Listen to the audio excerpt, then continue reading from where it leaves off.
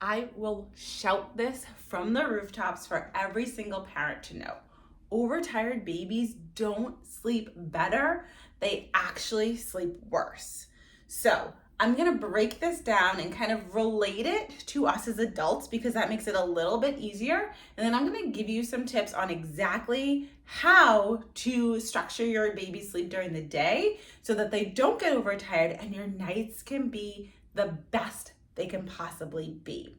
So if we haven't met before, hi, I'm Jensine. I'm a certified pediatric sleep consultant. I'm also a mom of 3, and I help families just like yours bring real life sleep science to sleep situations so that you can be sleeping through the night quickly in 3 days or less. My best clients get results in just 3 days, but I guarantee that it will happen in less than 2 weeks. So let's get into it for these overtired children that you may be experiencing. It's not hard to know when your child is overtired. You can see that they kind of fall apart. Their regulatory system is all messed up. They are crying, they are sobbing, you're offering all of the things, nothing is working. But we need to help them before they get to that point, because once they get to overtired, we kind of just have to let their system work itself out before they're able to actually fall asleep. If you think about it on a bell curve, they're overtired, they get right up to the top. There's nothing we can do but wait for that roller coaster to come right back down. So if your baby is under the age of 3 months, is 3 months or younger, what we actually want to do is still be following awake windows. So I'm gonna put a schedule link if you want the link to an exact schedule by age, a sample schedule by age that you can adjust to meet your family's needs. All you have to do is comment schedule or go down to the description and I will put that link in the description. It's a freebie. It will come straight to your inbox, but it's gonna list out exact steps to help your child be on either following awake windows or a set schedule. So if your baby is 3 months or younger, you still want to be following awake windows. We want to make sure that the time that they are awake at each period during the day is an appropriate time for their age. We don't want a 1-month-old to be awake for 6 hours at a time. We don't want a 3-month-old to only be awake for 45 minutes at a time. We need these awake windows to be appropriate so that they can avoid being under or overtired, more overtired, so that they are able to actually fall asleep. Because for all of the ages that I'm going to mention, which is really anyone under the age of 3 that is still taking a nap, if they do not have the opportunity to fall asleep when their body is ready to sleep, it's going to build up cortisol levels in their body, which means that they're going to like get more and more and more dysregulated, but it's going to happen very slowly. Then all at once, it's going to be like a volcano. It's going to burst out of them. It's going to show in hyperactivity. It's going to show in dysregulation. So as I was saying at the beginning, we need to get them before this even happens. But even if they are given the opportunity to sleep, but they're overtired, that cortisol buildup is not going to let them be able to relax into a deep sleep. So they're going to wake up more often. They're going to be in a lighter stage of sleep. I've had parents all the time. I have one particular client that told me, my baby is just a very light sleeper. Everything will wake her up. It's because her cortisol levels were so high, she was just in an alert state all the time. If you think back to when we were cavemen and there was legit dangers like tigers and lions running around, our bodies didn't let us get into a deep enough level of sleep because we were in danger. We needed to know and hear these little sounds to wake us up if something was going to come attack us. Now, fortunately and unfortunately, our body still runs that same way. Sorry, we just got a new puppy. So our bodies still know, okay, there might be danger, and it's reacting the same way to not getting a nap to a tiger possibly coming. We don't need that big of a reaction from our bodies, but our bodies just don't know. They're still set the exact same way. So we need to get them that sleep to show them that they are safe, they are comfortable, they can fall into a deep level of sleep and nothing bad is gonna happen to them. So for babies that are 4 months and older, we're gonna move away from awake windows and we're gonna go fully into a set schedule. We need babies of this age to know exactly when they are going to be falling asleep each and every day.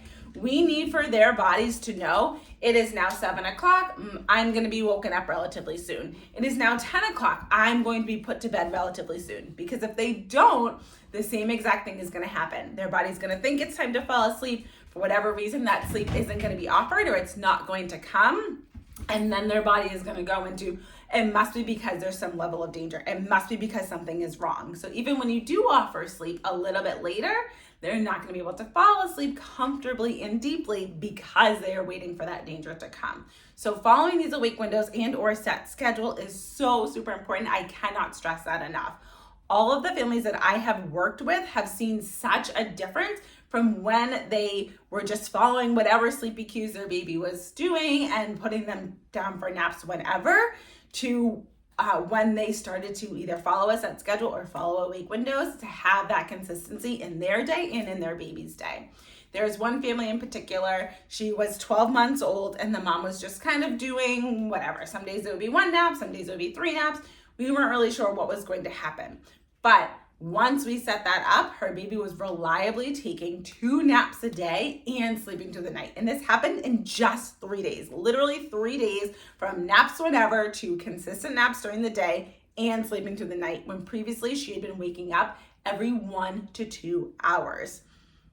A year is a long time to be waking up every 1 to 2 hours, and for it to change so quickly, she felt was like miraculous for her. So, moral of the story, if you are skipping naps or doing a late bedtime, you need to do this in a way that doesn't raise those cortisol levels so your child is able to get the sleep that they need. It is not like an adult where if we sleep too much during the day, then we won't sleep enough at night. There's a certain level of sleep needs that everyone has. For us as adults, that's a lot less. So if we use up our sleep during the day, then we need less at night. But for your baby, their sleep needs are greater. They need about 11 to 12 hours overnight and about 2 to 3 during the day. So if they are not getting any of that sleep during the day and it's only offered at night, you're actively keeping them awake to help them sleep better, that's not going to work. Because their body is not getting the sleep that they need during the day, it's going to actively keep them awake at night. I used to work with a set of twins and the mom would say, I'm gonna keep them up all day. I'm not gonna let them take a nap so that they sleep well at night. And every single day I would check in with her. This was before I was a sleep consultant when I worked in early intervention. She would say, they just don't sleep. I don't understand how they're so tired, how they're not tired. I keep them awake all day and they still don't sleep at night. It doesn't make any sense. And I said, let's try something. Let's actually reverse that. Let's have them nap during the day and see how that impacts their nights. And it was less than a week for both of them to start taking consistent daytime naps and then sleep better overnight. It really works. Sleep begets sleep. If you've ever heard that phrase before, this is the exact meaning. We need to get their body the sleep that they need in order for them to be able to continue to sleep well. So if you need that sample schedule, all you have to do is go down to the description of this video. The link will be there. You just put in your email address, it will get sent straight to your inbox, or you can just comment schedule in the comments if you can't find it, and I will send you that link personally. If you are having any trouble getting your baby to sleep and you know that this is not sustainable, we are no longer in the place where we can just rough it through on our own, we need individualized support, then all you have to do is go to babyoniconsulting.com. That link is also in the description as well, and we will chat about how we can give you the 10-minute sleep system that all of my families have used, hundreds of families have used, to be able to be sleeping through the night in less than 3 days, sleeping 9-hour plus stretches. So if you want that info, go to the website, comment below, and I cannot wait to help your family get more sleep. See you in the next video.